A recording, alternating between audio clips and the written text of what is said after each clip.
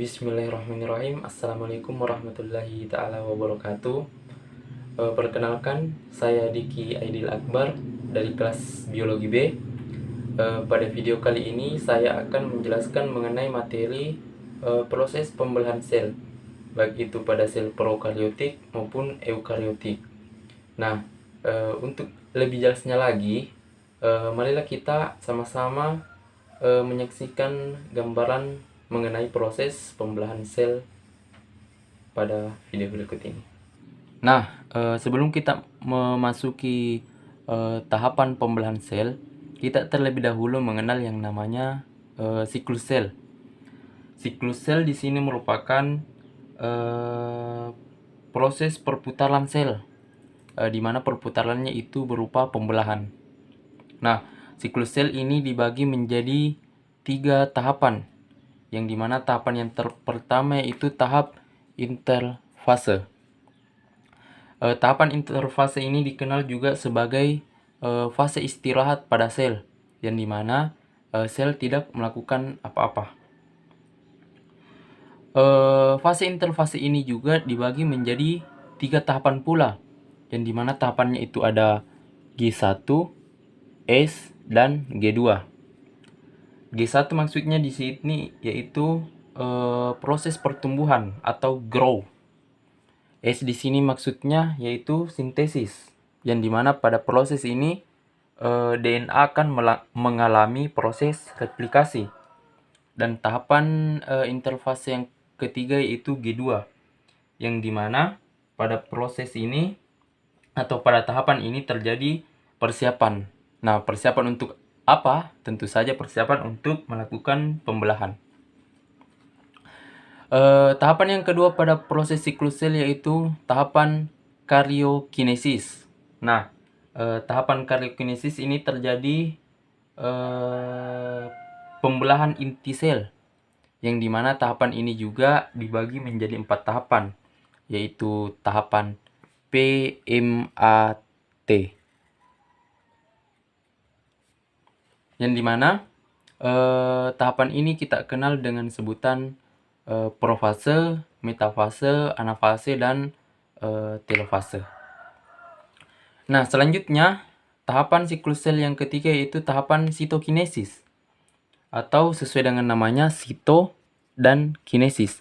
Sito artinya itu cairan atau plasma sel atau selnya, dan kinesis itu pembelahan. Jadi sitokinesis yaitu proses atau tahapan terjadinya pembelahan sel itu sendiri. Nah, selanjutnya kita masuk pada proses pembelahan sel.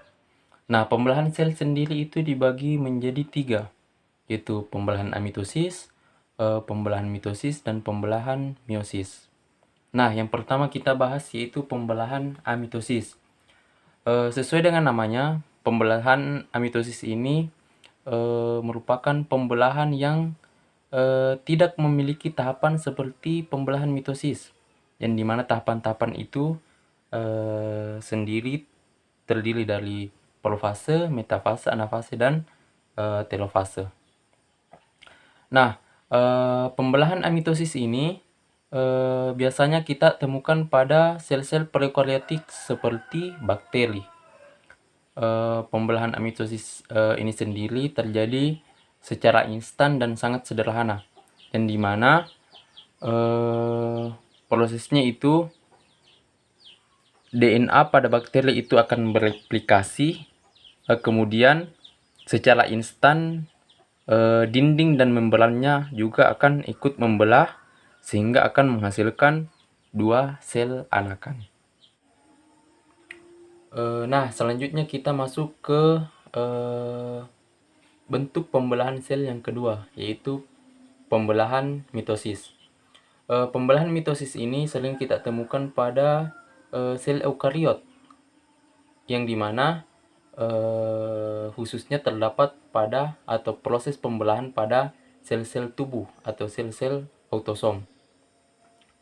Pembelahan mitosis ini akan menghasilkan 2 sel anakan yang identik atau yang sama.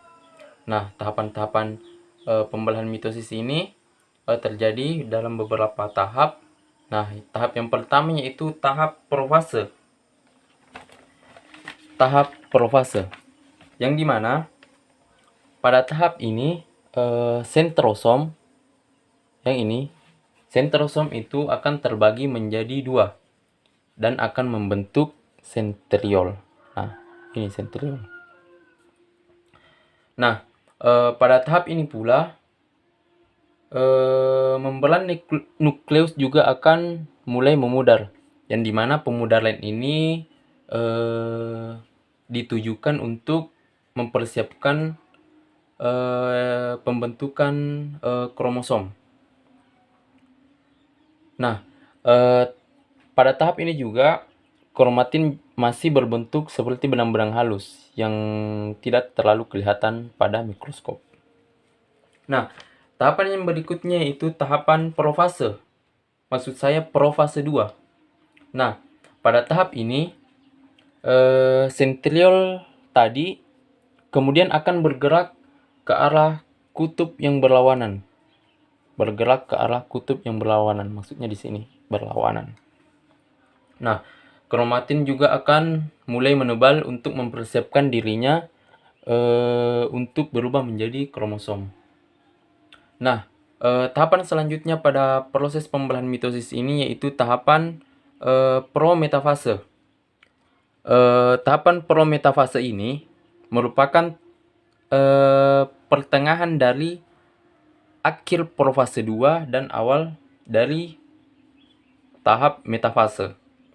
Nah, pada proses prometafase ini kromosom kemudian akan terbentuk dan bergerak menuju ekuator atau arah bidang pembelahan.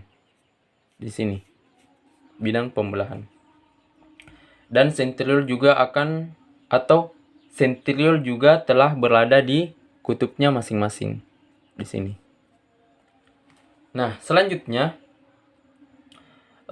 pada tahap metafase kromosom itu telah berjajar di bidang ekuator atau bidang pembelahannya. Dan kromosom ini juga akan diikat oleh tali benang-benang yang dihasilkan oleh sentriol, yang dimana benang-benang ini dikenal dengan benang spindle. Tahapan yang selanjutnya pada pembelahan mitosis yaitu tahap anafase. Nah, pada tahap ini atau pada tahap anafase ini kromosom kemudian akan dipisah dan ditarik oleh ujung-ujung benang spindle yang kemudian menuju masing-masing kutub yang berlawanan. Kutub yang berlawanan.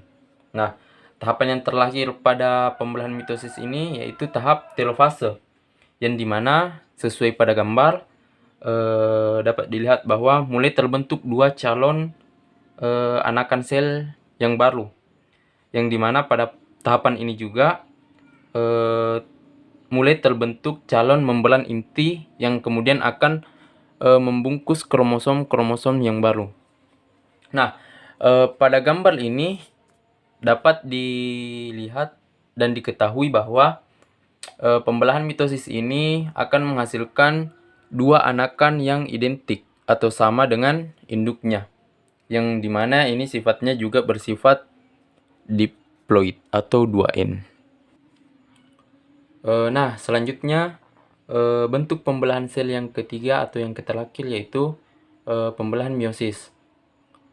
Dapat dilihat pada gambar bahwa pembelahan meiosis ini dapat dikatakan hampir sama dengan pembelahan mitosis tadi. Nah, bedanya apa? Bedanya di sini bahwa pembelahan meiosis ini dibagi menjadi dua tahap, yaitu meiosis 1 dan meiosis 2. Nah, perbedaan dari kedua meiosis ini yaitu meiosis 1 itu merupakan proses pemisahan kromosom, dan meiosis yang kedua yaitu proses pemisahan kromatid sister atau kromatid saudara.